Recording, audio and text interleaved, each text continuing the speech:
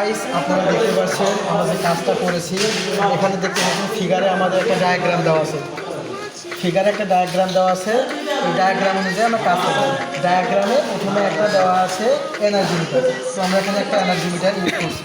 Energy meter থেকে line গেছে আমাদের 3 ফেজ এমসিবি। দেখেন এখান থেকে আমরা দুইটা লাইন নিয়ে আসছি 3 ফেজ এমসিবি।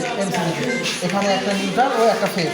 আমরা ফেজটা এখানে নিয়েছি এবং এখান থেকে একটা ফেজ দ্বিতীয় লাইনে আমরা কমন করে নিয়েছি এবং যে থার্ড যে লাইনটা আছে এখানে আমরা একটা নিউট্রাল ইউজ করছি। আবার এখান থেকে আমরা বিদ্যুৎ পাস করছি।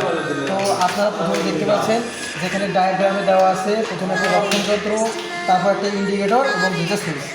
আমরা ডায়াগ্রাম অনুযায়ী সুইচগুলো প্রথমে সাজিয়ে নিয়েছি। এখানে আমরা সুইচ দ্বারা প্রথমে সুইচ দ্বারা কী নিয়ন্ত্রণ হবে, আমাদের হলো বাতি নিয়ন্ত্রণ হবে। তো আমাদের প্রথমে সুইচটা দিলাম, দেওয়ার সাথে আমাদের বাতিটা জ্বলে উঠলো এবং ডায়াগ্রামে যে আমাদের দেওয়া আছে দ্বিতীয় সুইচের দ্বারা আমাদের সিলিন্ডারের যে হলো বাতিটা আছে ওইটা নিয়ন্ত্রণ হবে। আমরা এটা দেওয়ার সাথে সাথে আপনারা দেখতে পাচ্ছেন যে আমাদের সিলিন্ডারের যে বাতিটা ওইটা জ্বলে উঠবে। এবং তারপর যে আমাদের কাজটা দেওয়া আছে, আমাদের এখানে একটা ভোল্ট মিটার ইউজ করতে বলা হয়েছে যে আমাদের এই লাইনটার মধ্যে কত ভোল্ট ইলেকট্রিসিটি আছে। তো আপনারা এখানে দেখতে পাচ্ছেন ভোল্ট মিটারের মধ্যে 236 ভোল্টের আমাদের ইলেকট্রিসিটি আছে। এবং এখান থেকে যে আমরা লাইনটা নিয়েছি এখানে ডায়াগ্রামে দেওয়া আছে যে প্রথমে একটা ফিউজ ইউজ করতে হবে। তো আমরা এখানে একটা প্রথমে ফিউজ ইউজ করেছি। তারপর এখানে দেওয়া আছে একটা ওয়ান ওয়ে সুইচ দ্বারা আমাদের এই যে 2 পিন সকেটটা নিয়ন্ত্রণ হবে। তো আমরা এখানে আমরা নিয়ন টেস্টারের মাধ্যমে এটা চেক করে দেখব। তো আমরা প্রথমেই সুইচটা অফ করে নিই। এখানে দেখতে পাচ্ছেন কোনো লাইন নেই। এখানে সুইচ দেওয়ার সাথে দেখতে পাচ্ছেন হালকা হালকা আমাদের এখানে ইলেকট্রিসিটি দেখা যাচ্ছে।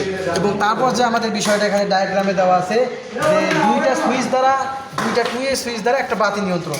তো আপনারা দেখতে পাচ্ছেন যখন আমি এই সুইচটা দিব এই বাতিটা জ্বলে উঠবে, আবার এখানে দিলে বাতিটা অফ হয়ে যাবে। আবার এখানে যদি আমি বাতিটা অন করি আমি এখান থেকে আমাদের বাতিটা অফ করতে পারবো।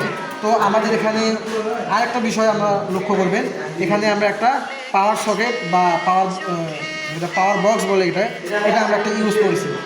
এটার কাজ হলো বাসাবাড়িতে রাইস কুকার, ওয়াশিং মেশিন এবং ফ্রিজের লাইনগুলো এই বক্স থেকে আমরা নিয়ন্ত্রণ করে থাকি।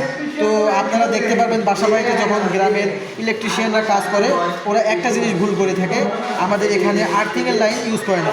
যেহেতু একটা হাই ভোল্টেজ লাইন, এখানের মাধ্যমে আমাদের ফ্রিজ, টিভি এবং অন্যান্য যে দামি পণ্যগুলো আছে ইলেকট্রিক পণ্যগুলো এগুলো আমরা এটা দিয়ে চালাই। তো অবশ্যই আমাদের এখানে একটা ফেজ একটা নিউট্রালের সাথে একটা আর্থিং পয়েন্ট যোগ করতে হবে। আর্থিং পয়েন্টটা যোগ করলে এমন হবে যে আমাদের যে বিদ্যুৎ যদি শর্ট সার্কিট বা হয়ে যায় অতিরিক্ত ভোল্টেজ আছে, এটা হলো আমাদের যে আর্থিং লাইন ইউজ করব ওই আর্থিং লাইনের মাধ্যমে মাটির পৃষ্ঠে প্রেরিত হবে। এই জন্য আমাদের অবশ্যই এখানে একটা আর্থিং লাইন আমাদের দিতে হবে। তো গাইস এটাই ছিল আমাদের ডায়াগ্রাম অনুযায়ী কাজ। আপনারা কাজটা দেখতে পাবেন।